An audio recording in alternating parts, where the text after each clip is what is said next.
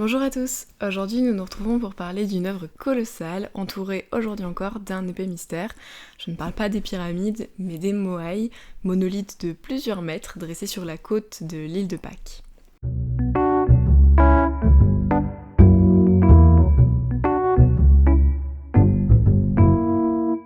Au cours de cette vidéo, nous allons donc essayer de percer le mystère de leur existence.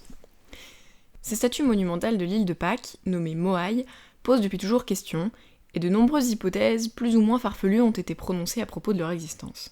L'île de Pâques, Isla de Pascua ou Rapa Nui appartient au Chili et se trouve au large de ses côtes dans le Pacifique Sud.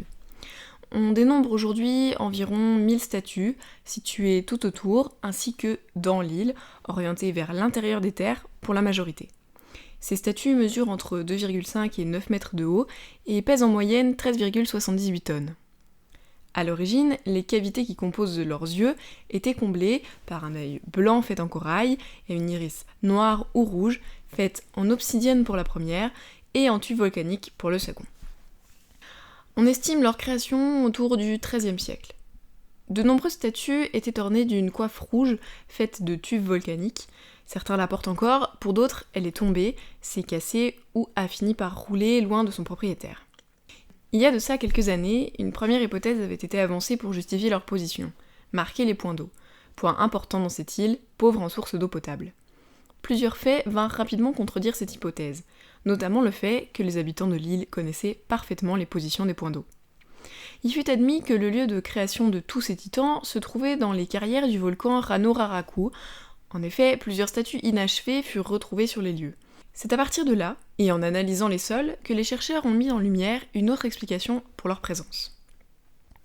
L'endroit où se trouvaient les monolithes étaient tous très riches en minéraux essentiels à la culture, comme le calcium et le phosphore. De plus, des restes de culture de bananes et patates douces prouvent qu'ils se trouvaient à l'emplacement de culture. L'hypothèse la plus plausible à ce jour est donc la suivante. En exploitant les carrières, des petits morceaux de roche se sont détachés et ont été déplacés dans l'île par les pluies. Ces morceaux de roche ont apporté des minéraux qui ont fertilisé la terre. Les géants seraient donc placés à ces endroits en signe de fertilité comme des gardiens. Ils auraient alors veillé sur les cultures et les habitants. Cette hypothèse est en plus appuyée par le fait que certains Moai sont représentés avec un ventre gonflé, signe de fertilité. On retrouve dans de nombreuses populations des statues représentant la fertilité. Si l'on pense très vite aux statuettes africaines, on peut aussi citer des peuples plus anciens, comme les Égyptiens, dont la déesse Isis était la représentante de la fertilité, et Artémis pour les Grecs, ou Diane pour les Romains. Les méthodes pour rendre hommage à ces divinités étaient diverses selon les civilisations. Ce pouvaient être des temples, on pouvait leur faire des offrandes ou des sacrifices. Les Moai semblent donc rentrer dans cette catégorie.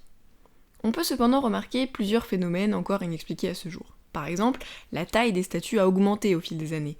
Les deux plus grands Moai mesurent 9,50 mètres et pèsent 80 tonnes. Ils sont distants de 3,6 km et se trouvent à 5 km de la carrière.